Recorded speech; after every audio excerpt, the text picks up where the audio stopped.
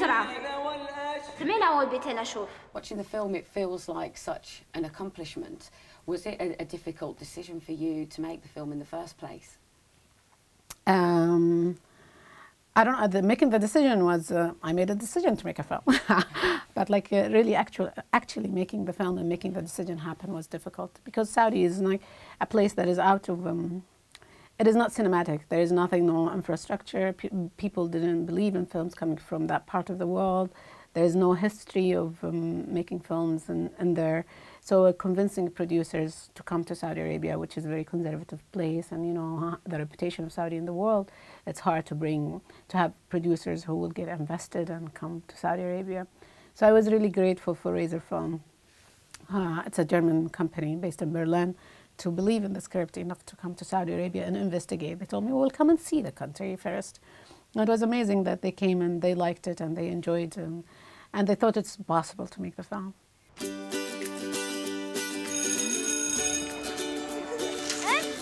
وجدة، وين غطوتك؟ بأشي سيكل عشان سابق عبد الله. وبعدين إذا ركبتي سيكل ما تقدري تحملينه ولا تجيبين عيال. You're talking about the character. It's about Wadjda, who's a very spirited young woman, an enterprising young woman. For you, writing the part, was that a lot of fun for you to write and explore and see this liberation in her? Of course, yeah, it was. And the first draft of the script Wadjda wasn't like that, and I really didn't like her. So I went home one day, like I watched a film that is about similar in a way, like about a girl, an innocent, cute girl in a harsh society. And I felt there's no sympathy in that. It is, I think, I didn't feel anything. It didn't move me. And I went home and I started rebuilding the character. And I wanted her, I based her on a lot. I started bringing reality into it. I based her a lot on my niece, and she's very cute, but still like strong woman, strong young woman. She will never take no for an answer, and she will always try to find a way to achieve her goals and do whatever she wanted. And it was fun writing her. It's fun for giving her a style and giving her a type of music and all that. It's bringing life into our characters and see her move around you while you're writing. It's quite fun. غالي عليك. بعطيك 10 ريال. 20. والله. إي والله. How much of her was you as well, actually, as a child? I used to wear my jeans and Chuck Taylors under my uniform, and I used to sell bracelets and all that, but I was very shy as a kid. I didn't have her courage to just confront and like do all what she does, and I was more like, yeah, I do things on the side. But it is about my school, where I grew up in a small town, and that is my world. So I brought a lot of my world and where I went to school, and the world I inhabited, I brought it a lot in the film. والله يعني ما تدري بنات ما يركبون السياكل. اللي تدري زين عنه مش أتكلم، وتدري ما بيكفيها سيكل لأي أحد. شريط منوعات بما احنا صرنا أصحاب الآن. One of the beautiful things that plays out on screen is the relationship between the mother and the daughter. Can you tell us a little bit more about that and their relationship? Yeah, it's amazing, like working with both actors, and because Reem gave me so much from herself. She's a famous TV star, and it was hard to bring her on set because on board on the film, because she's very established in TV, and TV is big in Saudi, and film is non-existent. So a lot of films made like in the Gulf from Dubai or Kuwait never get distributed and never go anywhere. So for her, it's a step down coming to the film, and she really didn't want to. And but I'm glad she liked the script and she came on board. And for me, it's like there is such an intimacy between a mother and daughter, mothers always teach us so many things without really directly teaching us, and also about human solidarity. And for me, the mother was like a soldier who was trying to achieve things, like a woman in love who wants to protect her family and everything. And towards the end, I didn't feel like she lost as much as she discovered the right path to fight. شو رايك في الفستان؟ تهجين بيعجب ابوك؟ انت جيبي الولد احنا عارفين الاثنين انه ما راح يصير. ما عندكم سالفه غير العرس.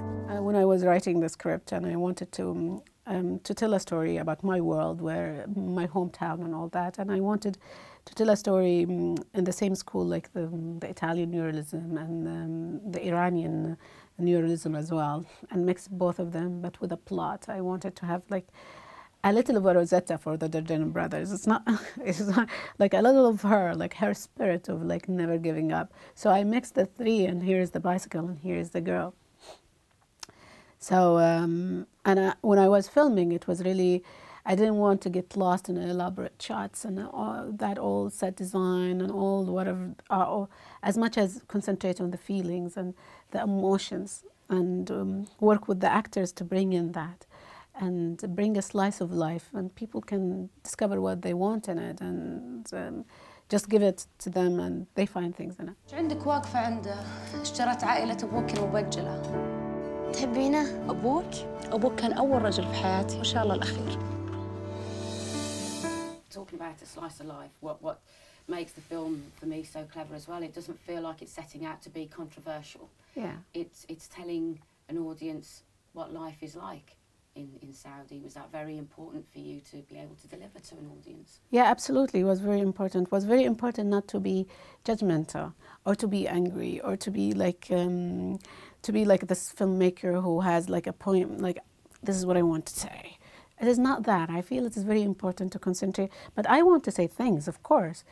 I want to say them, but have them around. Like people can feel them, they can understand them, they can sense them the same way I sense them, not by me telling them. And that is, I felt, is more effective, and it is even more accepted back home. It is not a confrontational story. It's a story about the world. يعني شو نسوي فيك الحين؟ نطردكي؟ وكل هذا ليش؟ عشان ما خليتك تشتري سيكل؟ طيب بعطيك 5 ريال لو وقفتي الصياح. I hope that people appreciate art more, and I hope art plays more in creating and making the place more tolerant and more, and create more joy and sense of ownership. It's amazing to have like young Saudis now, they take posters of the film on the underground. I say, hey, it's a Saudi film and stuff. It is important to create that sense of like celebrating art, and we are represented in the world in a different way, not only in economy and politics and all, how Saudi is always represented, more of a cultural sense, and create that, and from a very authentic and everyday life where normal Saudis, not the very rich or can identify. It's more about like everyday Saudi, like they can find and see themselves in it. Did you have a particular target audience in mind when you wrote the screenplay? I wanted a co-production. It was a co-production between Saudi and Germany, so I knew that the film would be distributed all over the world. So writing for me, I was always like trying to open up the humor, open up like not to be so specific, but it's still very authentic, not to lose authenticity. And it was hard to balance that, to find this, to keep always like the real sense of Saudi, and then. But I wanted to open it up for sure. I didn't want to be very, very specific. But there are so many specific jokes that only Saudis can get.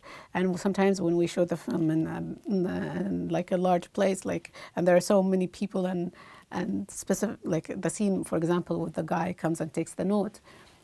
And I hear the laughter, and I know there is Saudi in the audience because they get it. Like it's hard for anybody out of the culture to get that. And for me, it was very important to give this inner jokes, because I enjoy them as a Saudi, and I thought like it is fun. And if people like other people don't get it, it will not affect. It's good for me to put that in there.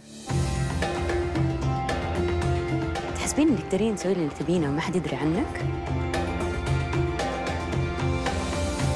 طيب وش رايك نزوجك؟ ما يضحك.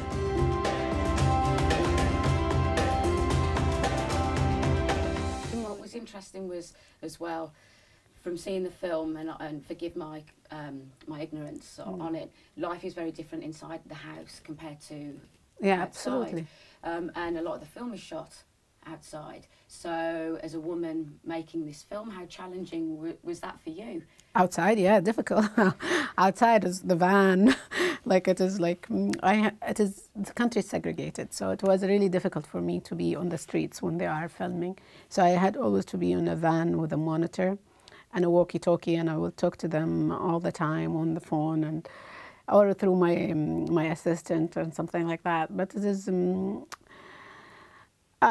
It was difficult to be in that confined space, not be able to go and change things very quickly, and sometimes we have to call them and they have to go back, and the monitor doesn't work because we are very far, and the janitor, and we don't have electricity, and there's so many logistics sometimes around that, and it's difficult. But for me, it is a good experience as a film practice, as a first-time filmmaker. It made me work harder on the essence of every scene and empower the actors and tell them what is the heart. Because sometimes they get lost. We have to say that word, we have to do that, stand in here and stand there.